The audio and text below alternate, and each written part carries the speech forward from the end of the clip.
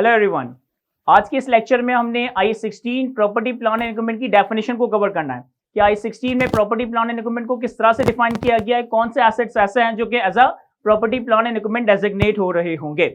तो property plan and equipment की definition देखते हैं। Property plan and equipment are tangible items.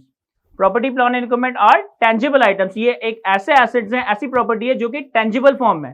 Tangible का मतलब है कि जिसको देखा जा सके, जिसको छुआ जा सके, जिसको कोई फिजिकल सब्सटेंस हो। अब tangible item can be movable assets और इमूवेबल एसेट्स। फॉर एग्जांपल कि अगर हमारे पास कोई मोटर व्हीकल है, फॉर एग्जांपल कि हमारे पास कोई प्लांट एंड मशीनरी है, फॉर एग्जांपल हमारे पास ऑफिस इक्विपमेंट है, फॉर एग्जांपल हमारे पास कोई फर्नीचर है, ये सारे टेंजिबल मूवेबल एसेट्स हैं जिनको आप एक जगह से दूसरी जगह इजीली मूव कर सकते हो। इसी तरीके से प्रॉपर्टी प्लान एंड इक्विपमेंट में टेंजिबल इमूवेबल एसेट्स भी आ रहे होंगे। फॉर एग्जांपल हमारे पास कोई लैंड है, फॉर एग्जांपल हमारे पास कोई बिल्डिंग है, तो ये चीजें आपके पास टेंजिबल इमूवेबल एसेट्स कहलाए जाएंगे। तो property plan and equipment are tangible items, it can be movable, it can be immovable. Property plan and equipment are tangible items that are held for used in the production और supply of goods and services, rental to others or administrative purposes.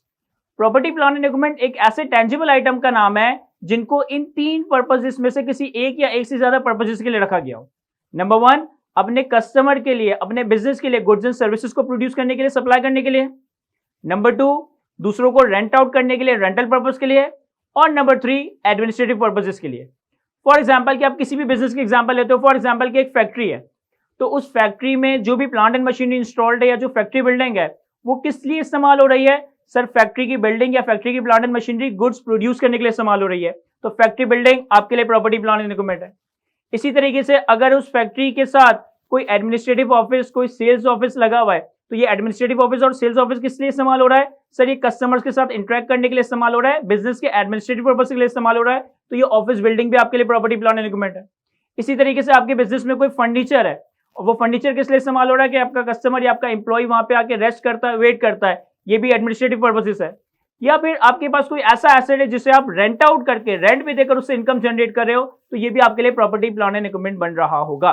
तो property plan and equipment are tangible item that are used for the production or supply of goods and services, that are used for administrative purposes, or that is used for rental to others or rental purposes।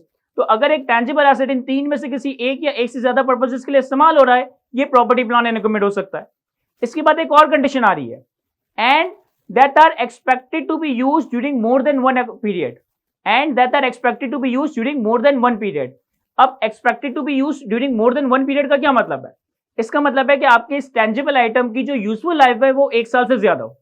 आपके इस tangible item की useful life एक साल से ज्यादा हो, यानी आप एक साल से ज्यादा अरसे से, एक साल से ज्यादा अरसे तक, it can B 3 years, it can B 5 years, it can B 10 years, आप नंबर ऑफ ईयर्स तक उस एसेट को इस्तेमाल करके उससे इकोनॉमिक बेनिफिट्स हासिल कर रहे होंगे।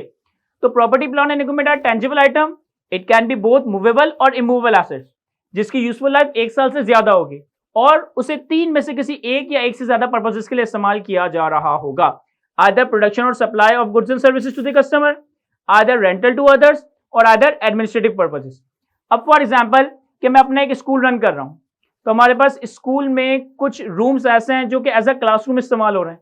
तो वो रूम्स जो कि एज अ क्लासरूम इस्तेमाल हो रही है, वो क्लासरूम्स अपने कस्टमर को, अपने स्टूडेंट्स को गुड्स एंड सर्विसेज प्रोवाइड करने के लिए इस्तेमाल हो रही है। इसी तरीके से कुछ रूम्स ऐसे हैं जहाँ पे हमारा सेल्स स्टाफ, हमारा एडमिनिस्ट्रेटिव स्टाफ बैठा हुआ है, जो कि आईक्यू के सारे फाइनेंस डिपार्टमेंट, एडमिन डिपार्टमेंट के तौर पर रोल प्ले कर रहा है। तो वो रूम्स ऐसे हैं जो कि एडमिनिस्ट्रेटिव पर्पस के लिए इस्तेमाल हो रहे हैं।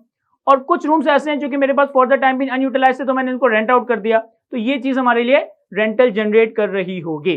तो property plan and equipment can be any tangible asset, it is either used for administrative purposes, rental to others और प्रोडक्शन और supply of goods and services, and that have a useful life of more than 1 year। इसकी useful life more than 1 year होनी चाहिए। आने वाले वक्तों में आप एक अकाउंटिंग स्टैंडर्ड कवर करेंगे, that is IAS 40 investment property. That is IAS 40 investment property. Investment property की डेफिनेशन है कि कोई भी लैंड, कोई भी बिल्डिंग, कोई भी लैंड, कोई भी बिल्डिंग जिसे रेंटल पर्पस के लिए रखा गया हो, कैपिटल एप्रिसिएशन के लिए रखा गया हो, या इन दोनों पर्पसेस के लिए रखा गया हो, ये लैंड और बिल्डिंग आपके लिए इन्वेस्टमेंट प्रॉपर्टी बन जाएगा। अब यहाँ पे एक ओवरलैपिंग सिचुएशन अपेरेंटली नजर आ रही है कि प्रॉपर्टी प्लान एंड इक्विपमेंट की डेफिनेशन में भी पर्पस में one of the purpose rental to others आ रहा है, और इन्वेस्टमेंट प्रॉपर्टी की डेफिनेशन में भी लैंड और building held for rental purposes आ रहा है। तो दोनों में ही अगर रेंटल की बात की गई है तो हमने अपने एसेट को इन्वेस्टमेंट प्रॉपर्टी डेजिग्नेट करना है या property plan and document designate करना है। देखिए, इसको हम कंक्लूड इस तरह से करते हैं कि अगर आपके पास कोई इमूवेबल प्रॉपर्टी है, अगर आपके पास कोई लैंड या बिल्डिंग है और उससे आप रेंटल इनकम जनरेट कर रहे हो, उसे आपने रेंटल पर्पस के लिए रखा हुआ है, तो लैंड एंड बिल्डिंग अगर रेंटल पर्पस के लिए है तो इसे हम IAS 40 इन्वेस्टमेंट प्रॉपर्टी के तौर पर अकाउंट फॉर करेंगे। लेकिन अगर आपके पास कोई मूवेबल एसेट है, चाहे फिर वो कोई व्हीकल हो, चाहे कोई वो प्लांट एंड मशीनरी हो, चाहे वो कोई ऑफिस इक्विपमेंट हो, चाहे वो कोई फर्नीचर हो, इन चीजों से अगर आप रेंटल इनकम जनरेट कर रहे हो तो ये चीजें as a property plan and document designate हो रही होगी। तो समराइज करें अगर, तो property plan and document are tangible items, movable, immovable, that are having a useful life of more than 1 year and that are used for either production of goods or services, administrative purposes or rental to others। तो आज की इस गुफ्तगू में हमने property plan and document की definition को cover किया।